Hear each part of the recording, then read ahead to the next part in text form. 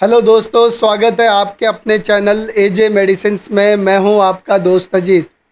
आज मैं आप लोगों को ऑगमेंटिन 625 mg टैबलेट के बारे में रिव्यू दूंगा।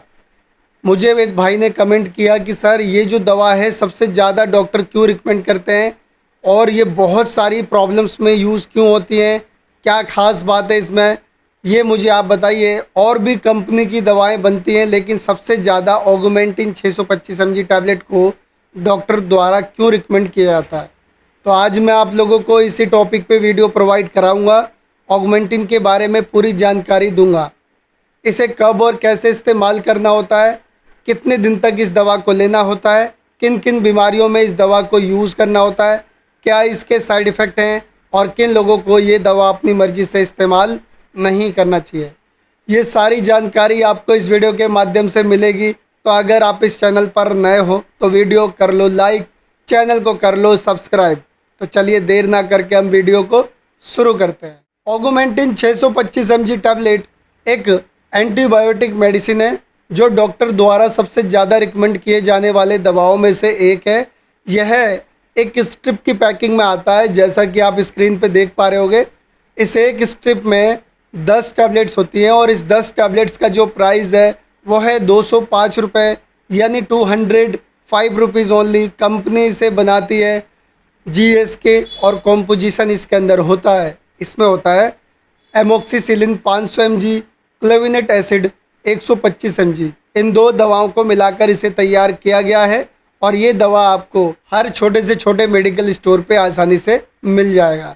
ना मिले तो आप इसे ऑनलाइन भी परचेज़ कर सकते हैं।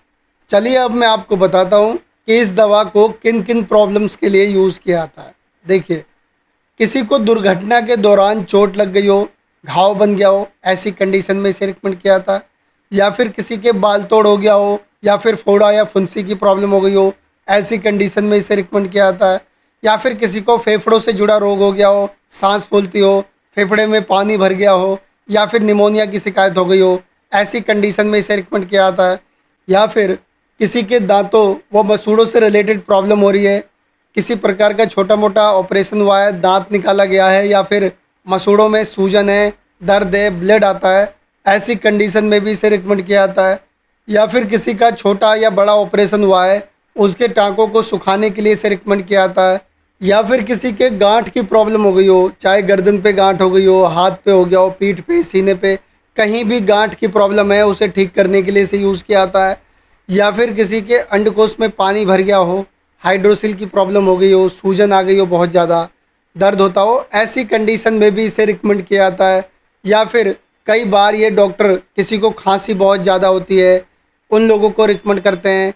किसी को यूरिन इन्फेक्शन की प्रॉब्लम हो जाती है, उसमें भी कई बार इसे रिकमेंड किया जाता है। साथ साथ मैं आपको बताना चाहूँगा, किसी के गले में इन्फेक्शन हो गया हो, थ्रोट इन्फेक्शन, या फिर किसी के कान में इन्फेक्शन हो गया हो, कान बहने लग गया हो, ऐसी कंडीशन में भी इसका इस्तेमाल किया जाता है। इन सारी प्रॉब्लम्स के लिए इसे यूज़ किया जाता है और इसी में इसके बेनिफिट्स भी देखने को मिलते हैं। अब मैं आपको बताता हूँ क्यों डॉक्टर इसे सबसे ज़्यादा रिकमेंड करते हैं। जैसा कि आप लोगों ने देखा, सबसे ज़्यादा बीमारियों में यूज़ होने वाली दवा है। हर तरह की कंडीशन में इसे यूज़ किया जाता है, इसीलिए डॉक्टर इसे रिकमेंड करते हैं। साथ साथ इसका रिजल्ट बहुत ही बेहतर है और दवाओं के मुकाबले, जैसे क्लेवम 625 mg टैबलेट, एमोक्सिक्लेव 625 या फिर मेगामेंटिन 625, इन दवाओं से बहुत ही बेहतर रिजल्ट इसका देखने को मिलता है। इसीलिए डॉक्टर इसे सबसे ज़्यादा रिकमेंड करते हैं और मार्केट में भी सबसे ज़्यादा इसीलिए दवा बिकती है। अब जान लेते हैं इसे लेना कैसे होता है। देखिए, इसके एक टैबलेट सुबह, एक टैबलेट शाम को खाना खाने के बाद पानी के साथ लेना होता है।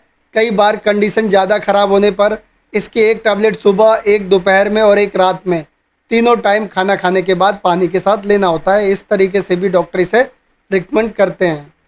अब मैं बात करूं, अगर आप इसे बच्चों को देना चाहते हो तो बच्चों में कितनी मात्रा में दे सकते हैं। तो बच्चों में, जिन बच्चों की उम्र 5 साल से 12 साल के बीच है, उन बच्चों को ये दवा आधी टैबलेट सुबह, आधी टैबलेट शाम को खाना खाने के बाद पानी के साथ देना होता है। इस तरीके से कंटिन्यू ये दवा चलती है। अब ये दवा कब तक चलेगी?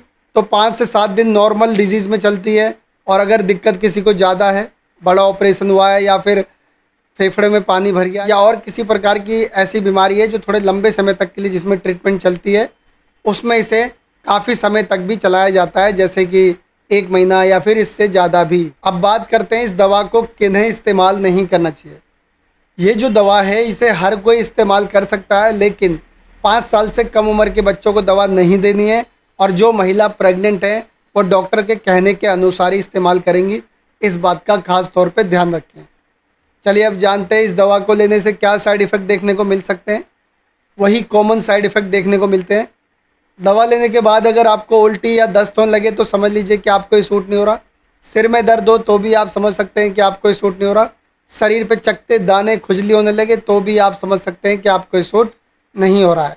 इसके अलावा भी अगर आपको किसी प्रकार की प्रॉब्लम लगती है तो आप इस दवा को रोक दें और अपने नज़दीकी डॉक्टर से एक बार ज़रूर मिलें। कोई भी दवा यूज़ करने से पहले एक बार डॉक्टर की सलाह ज़रूर लें। आई होप कि आपको ये वीडियो पसंद आई होगी। तो आज के लिए इतना ही। कल फिर मिलूँगा एक नई वीडियो में एक नई जानकारी के साथ। तब तक के लिए मुझे इजाज़त दीजिए। जय हिंद।